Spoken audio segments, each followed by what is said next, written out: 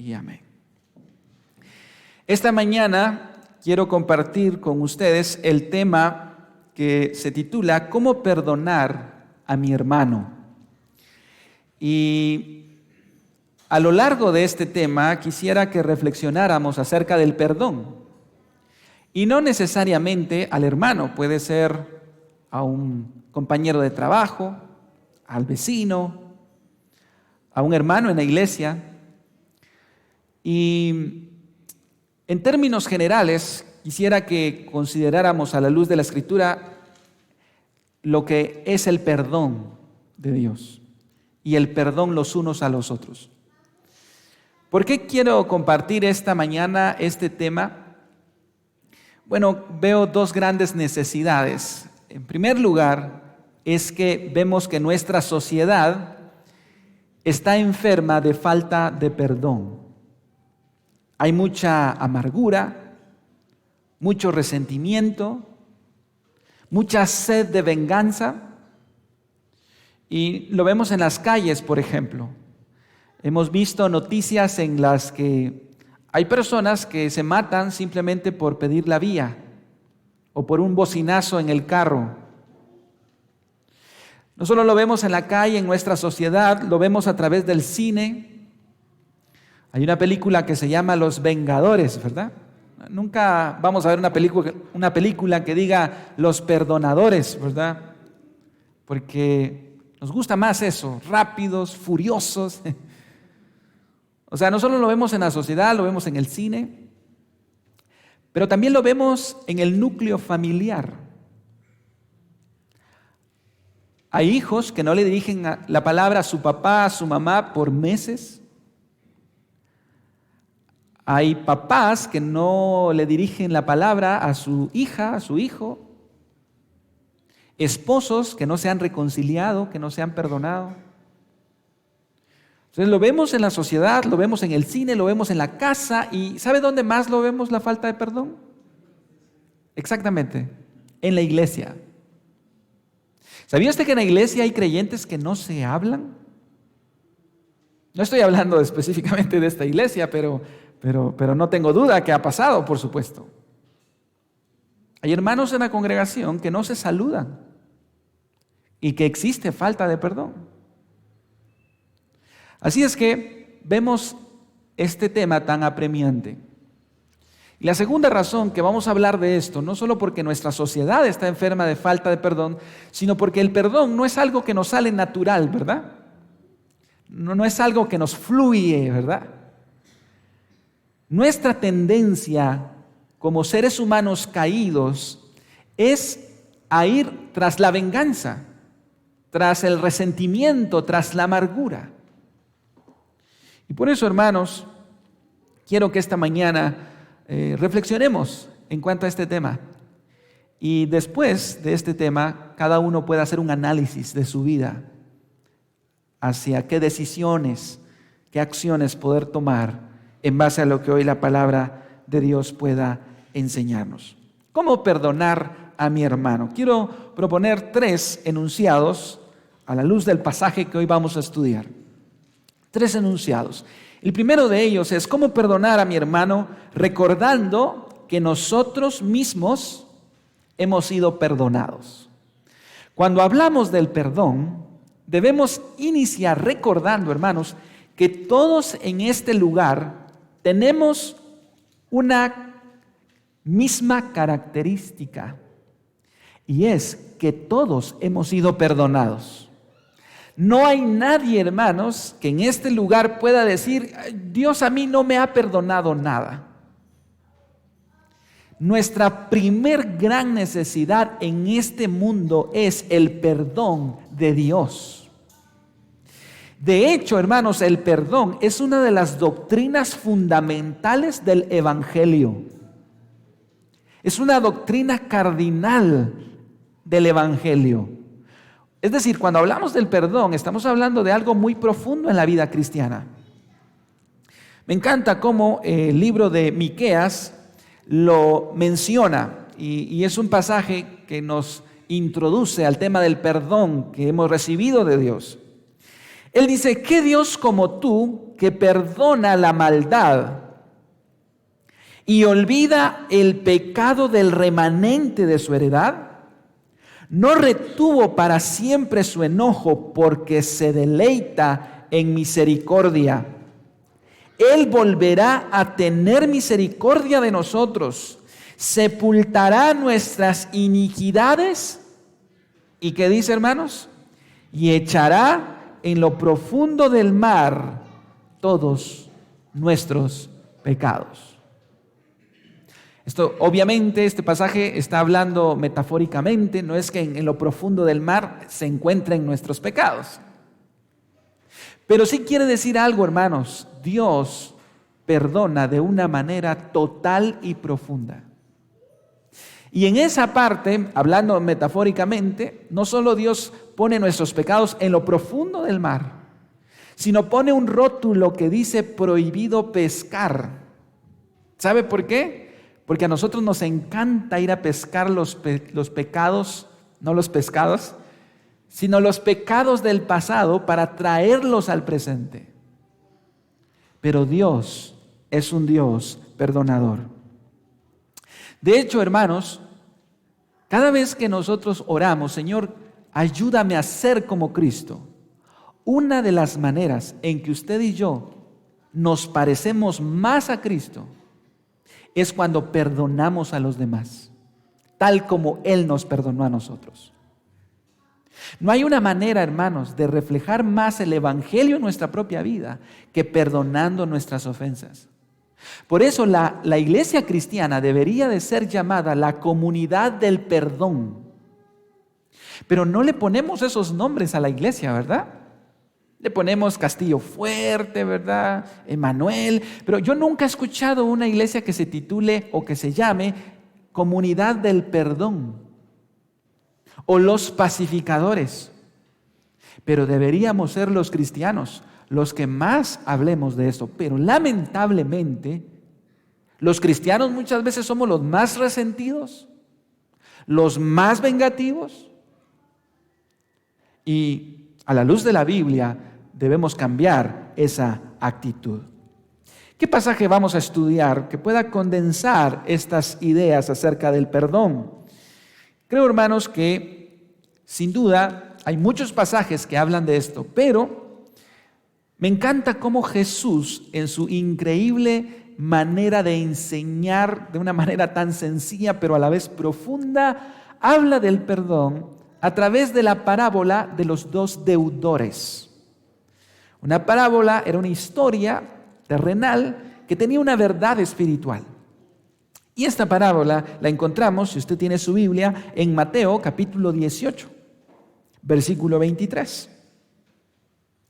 Mateo capítulo 18, versículo 23. Y quiero empezar leyendo. En realidad esta parábola tiene 3 partes.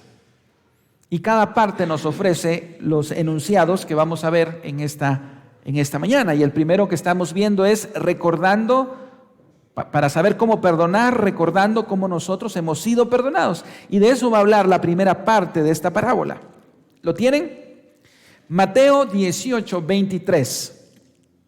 Dice así: por lo cual el reino de los cielos es semejante a un rey que quiso hacer cuentas con sus siervos. Y comenzando a hacer cuentas, le fue presentado uno que le debía 10,000 talentos. Versículo 25. A este, como no pudo pagar, ordenó su señor venderle y a su mujer e hijos y todo lo que tenía para que se le pagase la deuda. Hermanos, ¿cuál es el contexto de esta parábola que tenemos en este momento? Bueno, quiero hablarles un poquito del contexto.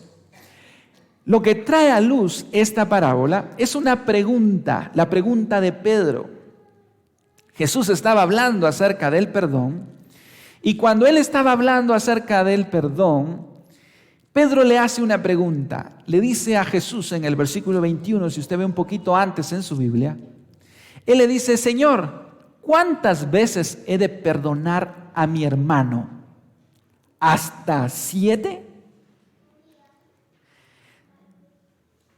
En los tiempos de Jesús, un judío piadoso podía perdonar 3 veces. Alguien que perdonaba 3 veces a la misma persona era considerada realmente una persona muy piadosa.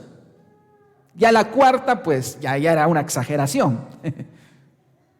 Pero Pedro cree que está siendo mucho más generoso cuando le dice: ¿será que debo perdonar hasta 7 veces? Es decir, Pedro estaba pensando ser demasiado generoso. ¿Y recuerda usted qué le responde Jesús? No te digo hasta 7, sino 70 veces 7. Yo digo que en ese momento Pedro sintió escalofríos, porque a lo mejor Juan ya iba por la 6ª, ¿verdad? Y él dijo: ay, ya solo la 7, ¿verdad? ¿Sabe qué significa eso, hermano? Que el perdón debe ser inagotable, una fuente inagotable. Porque el modelo que nosotros tenemos que tomar del perdón es el modelo de Dios. Es la forma en que Dios nos ha perdonado. Y el tema es que cuando Dios perdona, hermanos, no lleva una cuenta, no lleva una lista o un número como nosotros lo hacemos.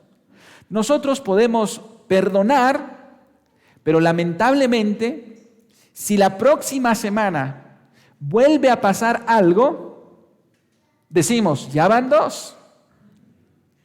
Si decimos ya van 2, significa que no hemos entendido el proceso del perdón, porque el perdón es un borrón y cuenta nueva. Y Jesús le dice a Pedro: Pedro, 70 veces 7. Ahora, no está diciendo Jesús que 490 faltas específicas. Cuando Jesús dijo 70 veces 7, lo que él estaba diciendo era: tienes que perdonar las veces que sea necesario. Y para ilustrar ese punto, Jesús va a contar esta parábola. Es decir, esa pregunta es el contexto que prepara esta parábola que tenemos en Mateo 18, versículo 23. Esta parábola tiene 3 personajes: un rey y 2 deudores. El primero de ellos, el texto dice que debía 10,000 talentos. ¿Qué significa eso? ¿Sabe qué significa deber 10,000 talentos en el Nuevo Testamento? Un talento era la unidad monetaria más grande de aquel entonces. Para que usted pudiera ganar un talento, debía aproximadamente trabajar alrededor de 2 o 3 años. O sea, un solo talento era el trabajo de varios años. Algunas personas, un historiador del primer siglo hace un análisis bastante interesante de cuánto era la deuda de este hombre. Él hizo un análisis con todos los impuestos del Imperio Romano reunidos anualmente. ¿Sabe cuánto reunía Herodes en impuestos durante todo el año en todo el Imperio Romano? 900 talentos. Y este hombre debe 10,000. O sea, debe 9 veces más del impuesto total del imperio al año. O sea, si usted cree que está endeudado con su tarjeta de crédito, hermano, olvídese, este hombre sí está. Por eso dice que el rey tenía que mandar a arrestar o a vender a su esposa, sus hijos y todo lo que tenía, porque este hombre está endeudado. Otros comentaristas han calculado que debía de trabajar aproximadamente 150,000 años para pagar su deuda. O sea, yo no sé si a usted le alivia si usted está atrasado con su tarjeta de crédito, pero este hombre tenía que morir, resucitar, morir, resucitar, morir, resucitar, y no terminaría de pagar su deuda. Lo que Jesús está haciendo, hermanos, a través de esta historia es que sintamos el peso de la deuda que este hombre tiene en esta parábola. ¿Por qué razón? Porque le voy a dar una noticia. ¿Sabe a quién representa este hombre que debe 10,000 talentos? A usted y a mí. ¿Y sabe a quién representa el rey en esta parábola? ¿A quién nosotros le debemos más de 100, una deuda infinita? Es a Dios. Por eso el primer punto que estamos viendo es que para entender el perdón es que nosotros mismos hemos sido perdonados. Porque, hermanos amados, la salud espiritual de todo creyente es poder entender esa deuda infinita que tenía, porque si es creyente ya no la tiene, pero que tenía con su Padre Celestial.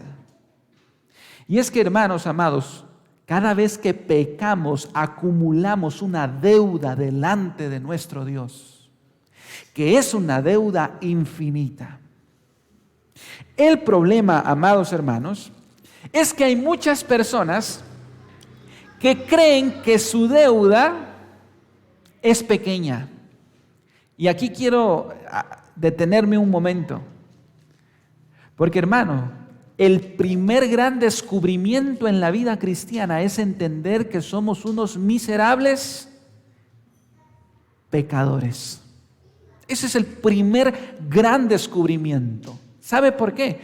Porque si usted no entiende su terrible y desgraciada condición espiritual delante de Dios, si no lo entiende, no va a llegar al segundo gran descubrimiento de la vida cristiana, y es el amor de Dios. ¿Sabe por qué no apreciamos el amor de Dios? Porque no hemos entendido lo pecadores que somos. Es muy sencillo como esto. Usted jamás apreciaría una medicina si primero no le explican de qué está enfermo, ¿no es cierto? O sea, si a mí me dicen, mira, tienes que tomarte este medicamento, y yo voy a decir, ¿pero por qué? Pero si el doctor me explica con evidencia, tiene esta enfermedad y que si no tomo este medicamento, yo voy a morir, yo voy a apreciar la medicina. El Evangelio es la medicina. Pero si no entendemos, el Evangelio es una buena noticia, ¿verdad? Pero si no entendemos primero la mala noticia, no vamos a entender la buena noticia. La mala noticia es que estamos endeudados con Dios de manera irremediable. Nadie puede pagar. Y este hombre de la parábola no solo estaba tan endeudado, sino era un mentiroso. Porque le dice al rey, dame tiempo, te pagaré todo. Si ustedes leen ahí en la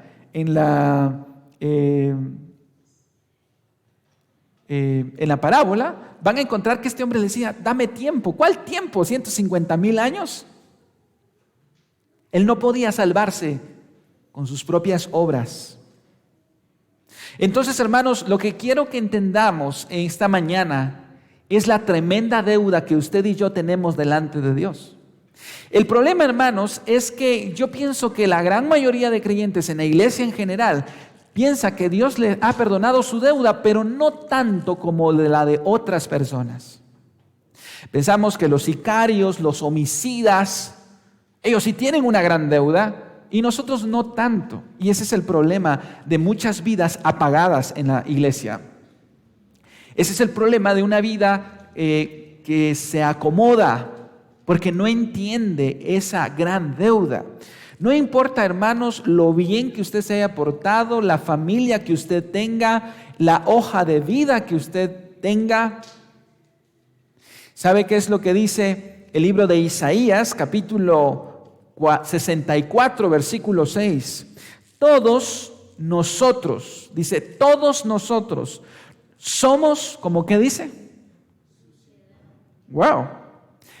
Estos pasajes ya no se oyen hoy, ¿verdad? Imagínese que el pastor le diga que usted es como su suciedad. Bueno, el pastor no lo dice la escritura. Hoy nos encanta que nos digan, usted es un campeón, ¿verdad? De hecho, ese es el eslogan de muchas iglesias. Usted es un campeón. El eslogan de la iglesia de Isaías era, usted es como suciedad. Y todas nuestras justicias como trapo de inmundicia. y caímos todos nosotros como la hoja, y nuestras maldades nos llevaron como viento. Hermano, ¿sabe qué dice este pasaje de Isaías? Que aún nuestras obras justas, hermanos, son como trapos de inmundicia. No podemos pagar la deuda con obras buenas. Por eso, hermanos, es triste ver creyentes que creen que se van a ganar su salvación haciendo buenas obras, porque este pasaje dice que aún nuestras buenas obras son como trapos de inmundicia. ¿Por qué? Porque aún nuestras obras justas están teñidas de orgullo, de egoísmo y de envidia. ¿Sabía usted eso? Uno de los hombres más piadosos en Estados Unidos en el siglo XVIII, sin duda lo fue don Jonathan Edwards, pastor, teólogo, misionero. Y cuando él entiende su condición delante de Dios, vea lo que dice Jonathan Edwards en uno de sus escritos. Cuando veo, dice él, dentro de mi corazón y percibo su infinita maldad, veo que es un abismo más profundo que el infierno. Cuando oro, peco. Cuando predico, peco. Tengo incluso que arrepentirme de mi pobre arrepentimiento y aún mis lágrimas necesitan lavarse en la sangre de Cristo. Ese es un creyente que ha entendido su deuda con Dios.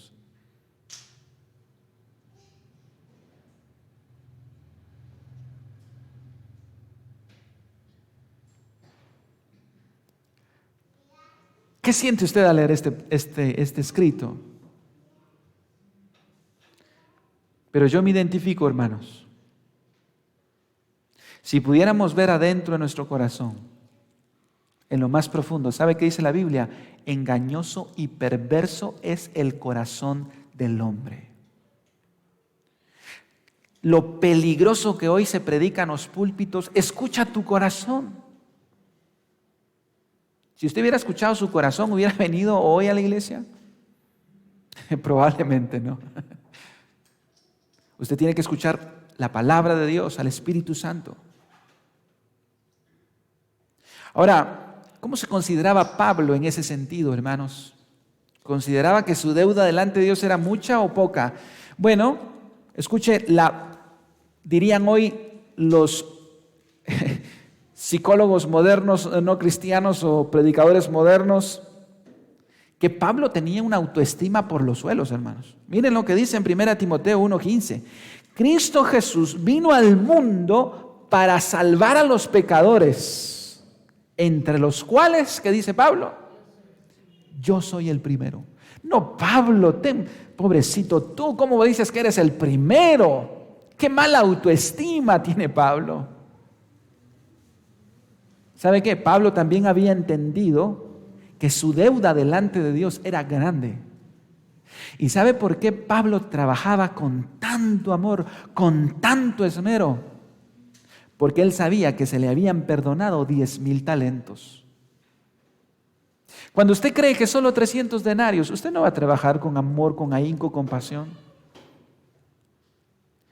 Pero mi intención, hermanos, es que entendamos que todos los que estamos aquí, se nos ha perdonado una deuda muy grande.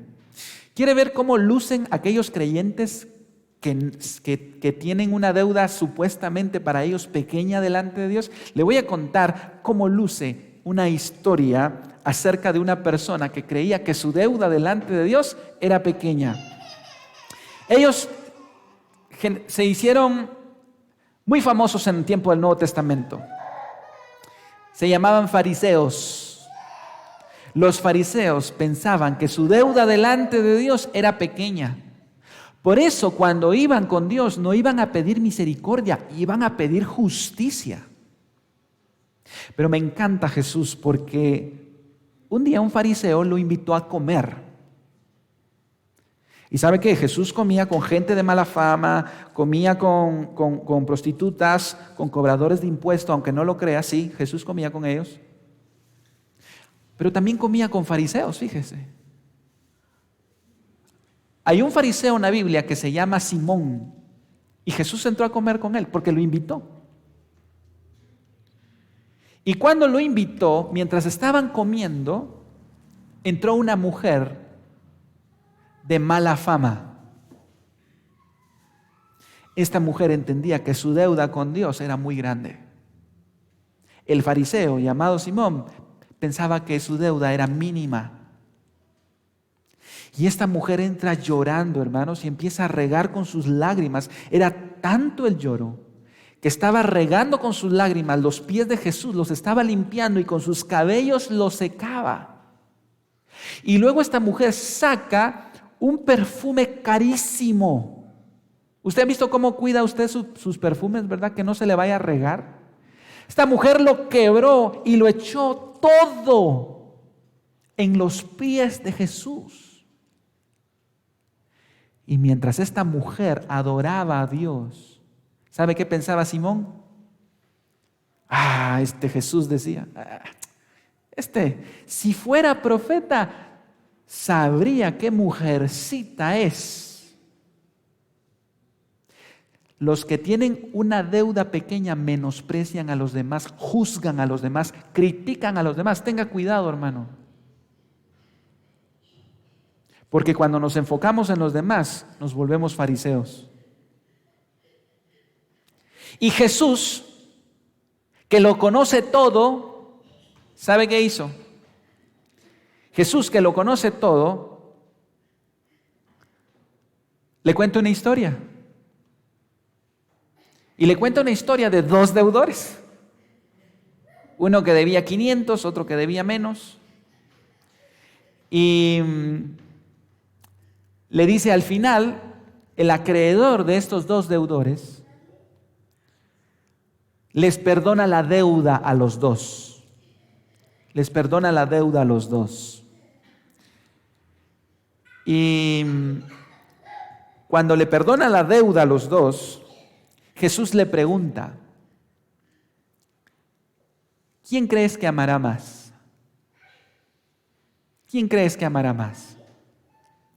Y Simón, el fariseo, le dice, pienso que al que se le perdonó más. ¿Y sabe qué le dice Jesús, hermanos? Y este texto debe hacernos pensar. Mire lo que le dice Jesús en el versículo 47.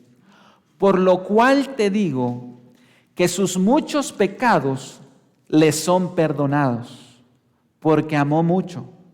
Mas aquel a quien se le perdona poco, ¿qué dice? Poco ama. Ahí está el punto, hermanos.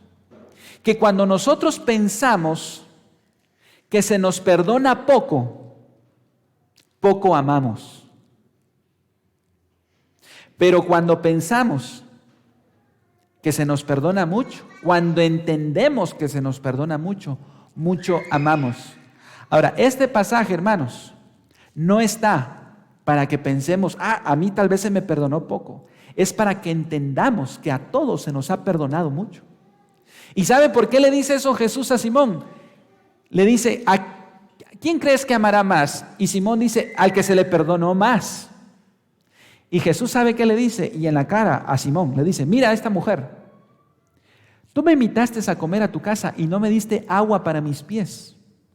Que en los tiempos de Jesús, en la cultura judía, era lo normal que se hacía a los invitados. Pero esta mujer ha regado mis pies con sus lágrimas. No me diste beso, pero esta mujer no cesa de besar mis pies. Y no me ungiste con aceite, pero esta mujer me ha ungido con este perfume. Saben que los que piensan que tienen una deuda pequeña, menosprecian a Jesús. Pero aquellos que sienten que tienen una deuda pequeña, creen que venir a la iglesia es hacerle un favor a Jesús. Pero aquellos que entendemos que se nos ha perdonado una deuda inmensa, sabemos que es Jesús el que nos hace el favor de traernos a su iglesia. ¿En qué lado está usted? Hermanos, la gran mayoría de creyentes piensa que no se le ha perdonado nada, la verdad. Que los que necesitan perdón son los que están allá afuera. O son otras personas. Pero hermanos amados, todos nosotros hemos sido ese personaje a que se le debía 10,000 talentos.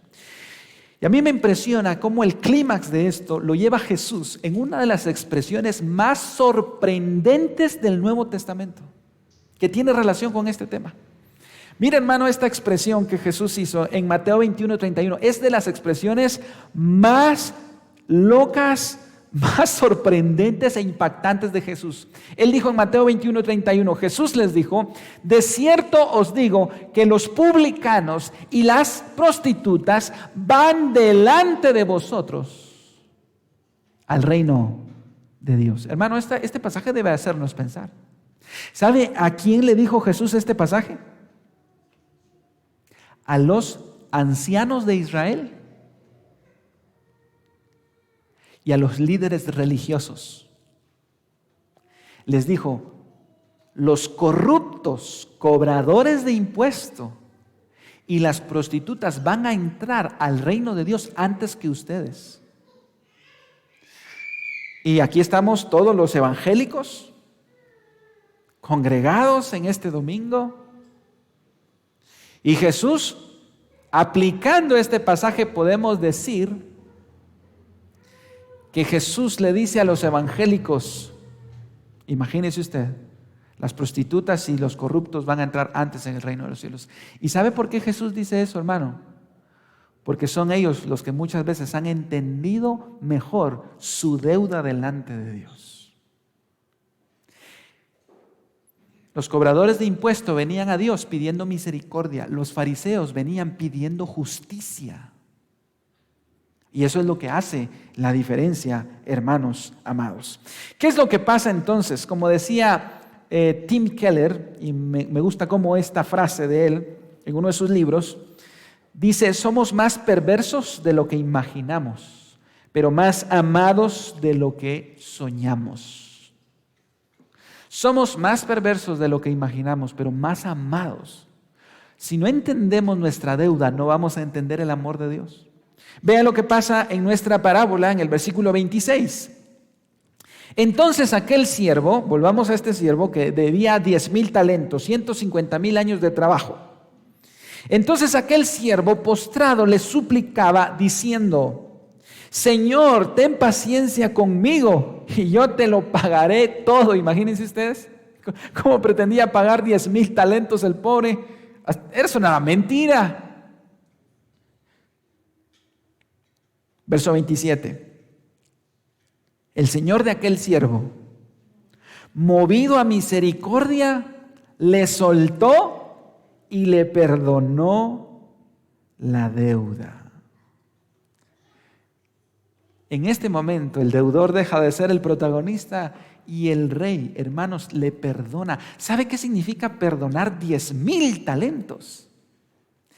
Es como perdonar a alguien que le ha robado todo lo que usted tenía, su casa, su carro, sus ahorros, y decir: ¿sabes qué? No me puedes pagar, te perdono la deuda. Qué gran muestra de misericordia y de compasión la de este rey. No le hace firmar un contrato de pago. ¿Sabe por qué? Porque aquí encontramos otra característica del perdón. El perdón es completo o no es perdón. No podemos perdonar a medias. El perdón puede compararse a una mujer que está embarazada. O está embarazada o no está embarazada. No puede quedar medio embarazada, ¿verdad? O está o no está. Lo mismo sucede con el perdón. O perdonamos toda la deuda o no perdonamos nada. No podemos perdonar a medias. Eso es no perdonar. Cristo, hermanos, es quien perdonó nuestra deuda pasada, presente y futura de manera total. En la cruz del Calvario, Cristo no nos perdonó el 50%. ¿Sabe que hay creyentes que piensan que Cristo en la cruz dio el enganche de nuestra salvación y que nosotros con nuestras buenas obras damos las mensualidades? Qué bonito se escucha eso, ¿verdad? Cristo dio el enganche, pero usted tiene que terminar de pagar con sus buenas obras. No, hermanos. Cristo nos perdonó de una vez y para siempre. Por eso en Romanos el apóstol Pablo decía en capítulo 11, verso 6, y si por gracia, ya no es por obras. De otra manera la gracia ya no es gracia, y si por obras, ya no es gracia. De otra manera la obra no es obra. Si es por gracia, dice Pablo, entonces la salvación no es por obras. Pero hay muchas iglesias, muchos creyentes que piensan que la salvación es mitad gracia y mitad obras. Pero no, hermanos, el perdón de Dios ha sido total y completo. Entonces tenemos aquí la primera parte de la parábola. Si aquí terminara esta parábola, hermanos, sería una parábola que tiene una historia feliz, ¿verdad? Este hombre tenía 10,000 talentos, más de 10 veces el total de impuestos del Imperio Romano al año, no puede pagar, tiene que vender a su esposa, a sus hijos, todo lo que tiene, ir a la cárcel, pero el rey tuvo compasión y le perdona la deuda. Si terminara aquí la parábola, nos podríamos ir a casa felices, pero no termina ahí la parábola. ¿Cómo perdonar a mi hermano? Número 1, recordando que nosotros éramos ese personaje que se nos ha perdonado una deuda grande. Pero número 2, hay alguien que también necesita nuestro perdón. Y eso es lo que se va a encontrar ahora este deudor. Versículo 28. Entonces aquel siervo, postrado, le suplicaba diciendo, Señor,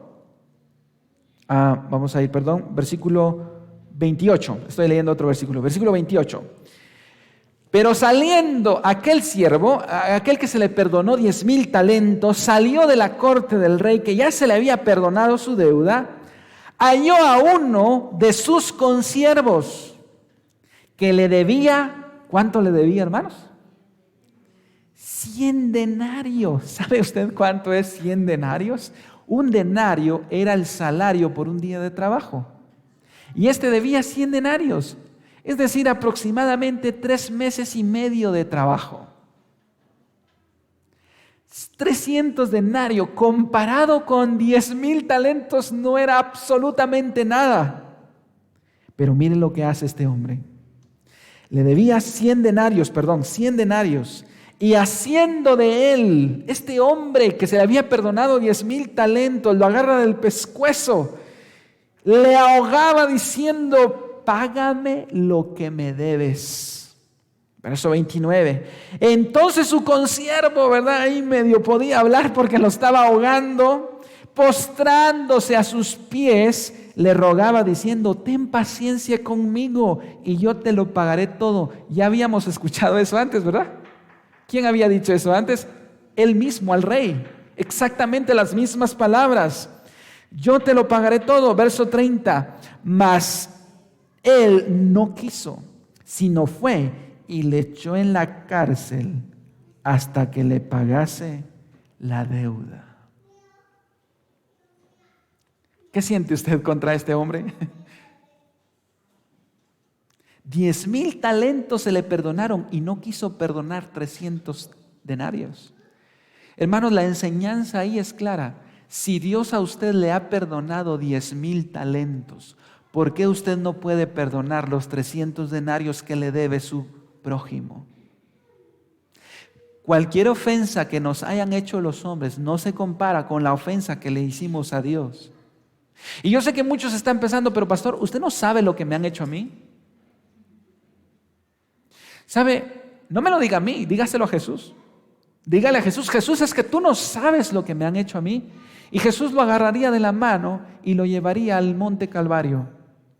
Y le diría, mira lo que tú me hiciste a mí. Y aún así yo te perdoné. El perdón es una calle de 2 vías. Yo necesito perdón, pero alguien más necesita mi perdón. Este hombre, hermanos, ¿qué siente usted contra este hombre? Que se le perdonó 10,000, saliendo estaba y encontró al que le debía 300. Cualquiera pudo haber dicho, mano, ¿sabes qué? Me acaban de perdonar 10,000 talentos, olvídate de esos 100 denarios. Pero no, lo agarró del pescuezo, lo estaba ahogando y lo echó a la cárcel. ¿Sabe? Ese hombre es un espejo para nosotros. Hermanos, nosotros somos así. Deseamos misericordia para nosotros mientras exigimos justicia para los demás. ¿No es cierto? ¿Alguna vez usted se ha pasado algún semáforo en rojo o algún alto en la calle? ¿O usted ha sido impecable, hermano? Nunca se ha pasado un alto, ¿verdad? Y cuando usted se pasa un alto y le bocina, ay, pero no era mi intención, dice usted, ¿verdad? Sí, claro, no era su intención, no, yo sé. Pero cuando alguien más se pasa el rojo, usted le pita, ¿verdad? Y le dice, no tengas pena. Yo también he pasado por eso, ¿verdad? O usted le pita y le dice, qué tonto, ¿verdad? Cuando nosotros somos los que nos pasamos el rojo, pedimos misericordia. Pero cuando alguien más, justicia.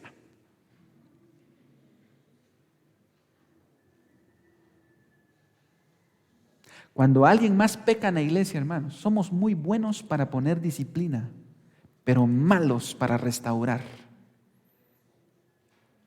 Malos para restaurar. ¿Sabe? Hasta han dicho que los cristianos son el único ejército que a sus heridos los termina de matar en lugar de ayudarlos. ¿Usted se imagina que en el ejército a sus heridos los mataran en lugar de ayudarlos? Cuando alguien peca en la iglesia, en lugar de ayudarle, tratamos de juzgarlo, de criticarlo, de decir cómo es posible que haya hecho eso, que no sé qué, que no sé cuánto. Pero si fuéramos nosotros, pediríamos misericordia. Hermanos, esta parábola es de verdad un gancho al hígado de parte de Jesús, a nuestro ego, a nuestro orgullo, a nuestro ego y nuestro orgullo. Si aquí terminara la parábola, ¿cómo quedaría esta historia? Con un sinsabor, ¿verdad? Este hombre malvado, se le perdonan 10,000, se va tranquilo, agarra del pescuezo al de 100 y lo mete a la cárcel y se va tranquilo. Pero ahora pasamos a la tercera parte de la parábola y con eso vamos a terminar. ¿Cómo perdonar a mi hermano? Es el tema. Hemos visto dos enunciados. Primero, ¿cómo perdonar a mi hermano? Recordando que a mí se me ha perdonado una deuda muy grande. Segundo, recordando que hay alguien más que necesita mi perdón. Y número 3, recordando las consecuencias de no perdonar. Ahora veamos esas consecuencias. Versículo 31 al 35. Y en la última parte de la parábola. Vea cómo termina. Viendo sus consiervos lo que pasaba, se entristecieron mucho y fueron y refirieron a su señor todo lo que había pasado. Uy, esto no se quedó ahí, hermanos. Verso 32. Entonces, llamándole su señor, le dijo: siervo malvado, toda aquella deuda te perdoné porque me rogaste. ¿No debías tú también tener misericordia de tu consiervo, como yo tuve misericordia de ti? Entonces su señor, enojado, y claro, no era para menos, enojado, le entregó a los verdugos para que pagase todo lo que debía. Verso 35. Así también mi Padre Celestial hará con vosotros si no perdonáis de todo corazón cada uno a su hermano sus ofensas. ¡Wow! Esta parábola concluye poniéndolo a usted y a mí en un callejón sin salida. O perdonas o perdonas. Siervo malvado le dice: ¿acaso no yo te perdoné una deuda tan grande? ¿No debías tú perdonar a tu prójimo? Hermanos, la doctrina del perdón es tan fundamental y tan cardinal que aparece a lo largo de toda la Biblia. Qué bonito que Dios nos perdona. Sí, dice Dios, pero yo quiero que tú también perdones.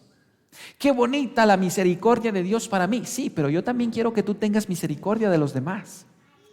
Es tan importante que en el modelo de oración conocido como el Padre Nuestro, la quinta petición, ¿qué dice, hermanos?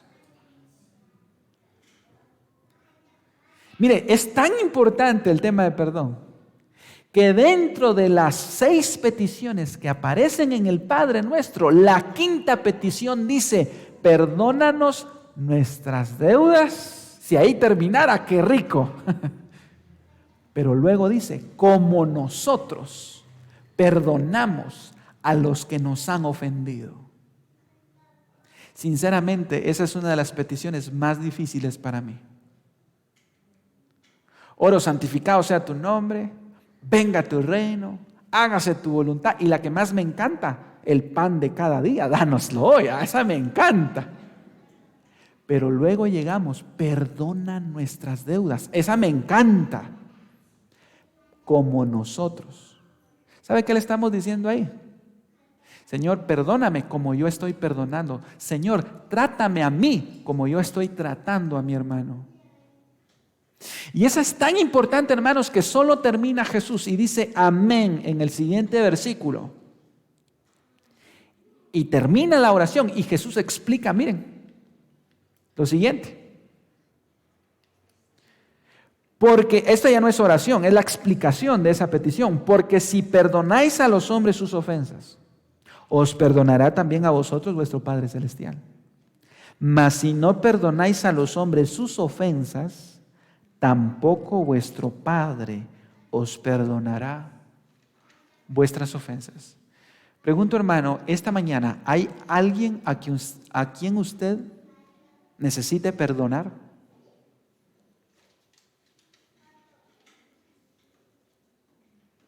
Hermano, entonces nuestra salvación depende de nuestras obras de perdón. No, no está hablando de que Dios no nos va a perdonar para salvación, porque acuérdense, esta oración inicia Padre Nuestro. Es una oración que es para creyentes. El no perdonar no va a afectar su salvación, va a afectar su santificación. No es un perdón para salvación, porque la salvación en Cristo la tenemos. Es para santificación. ¿Qué pasa cuando no perdonamos? ¿Sabe qué dice que hizo este hombre en la parábola? Lo entregó a sus verdugos. La palabra griega quiere decir a sus atormentadores. Cuando no perdonamos, Dios permite que la amargura, que el resentimiento nos atormente todos los días por no perdonar. No perdonar, entonces, afecta nuestras oraciones.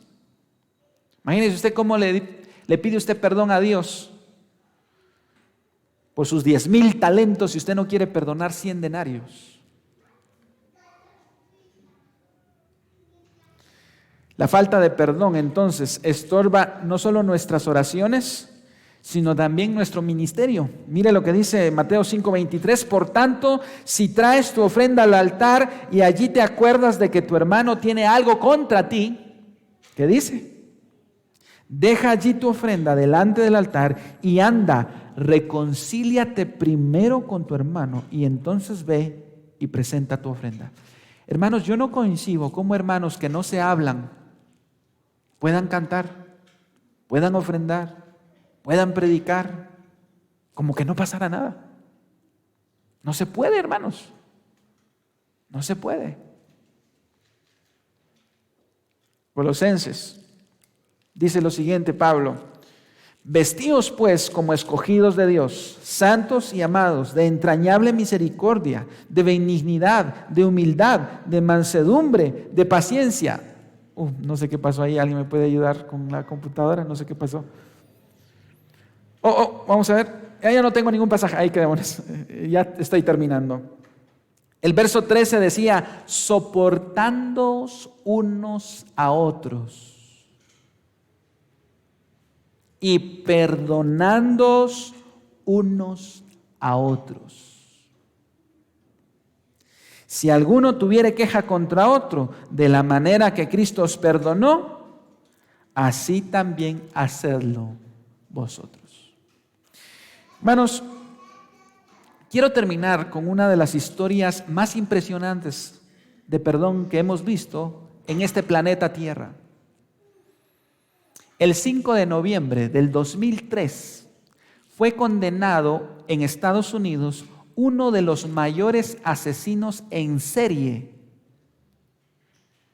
que azotó a este país.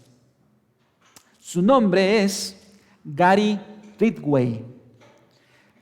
El 5 de noviembre del 2003, él reconoció y aceptó los cargos de haber asesinado a más de 49 mujeres, torturado y violado.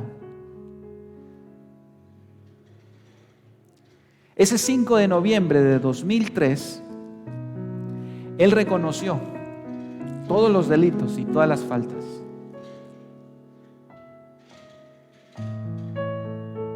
Durante esa audiencia se le permitió a los familiares de esas 49 mujeres poder participar en la audiencia.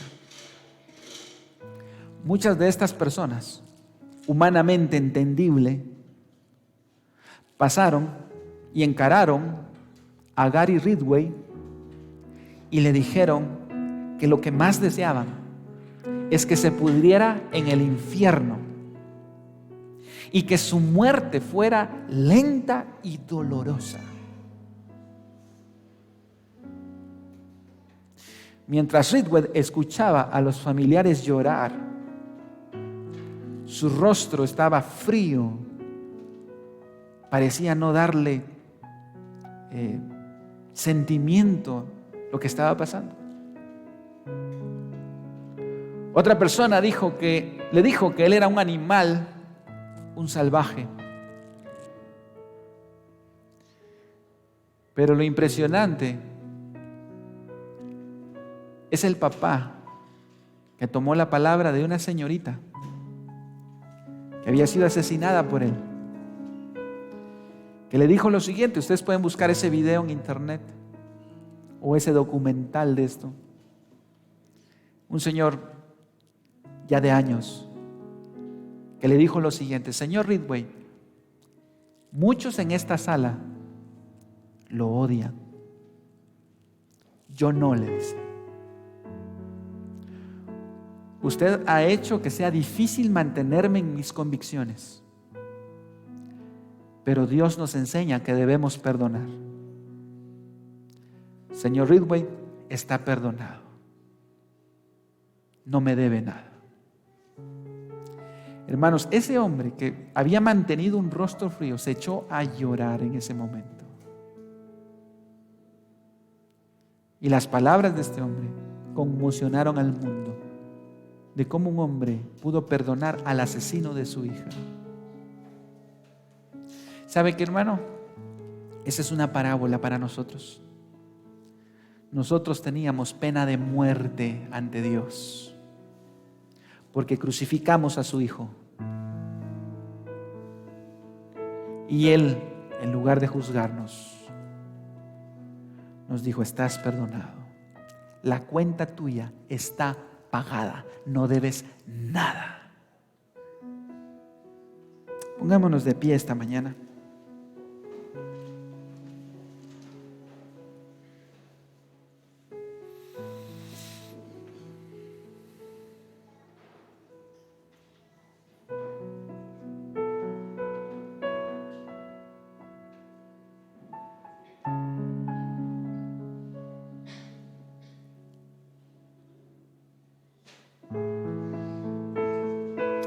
Amado Padre Celestial, nos quedamos sin palabras, Señor.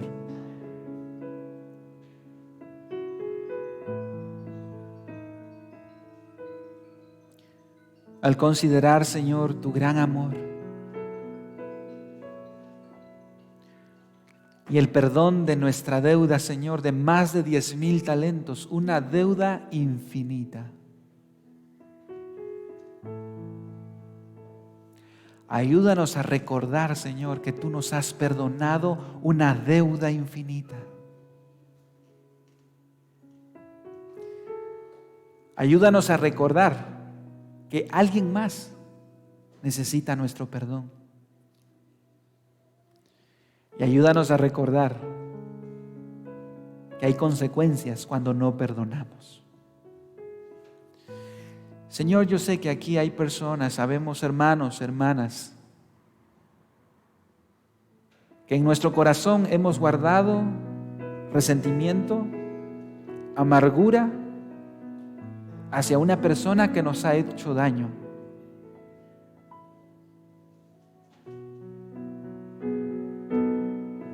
Permite que tu Espíritu Santo pueda hacernos sentir el peso de tu palabra,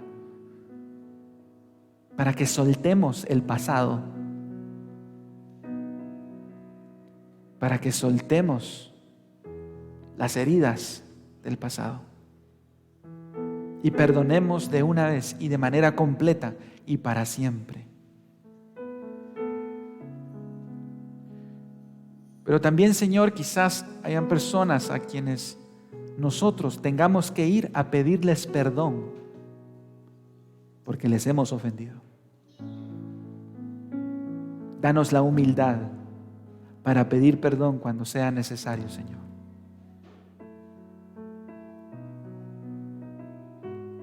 Y libra,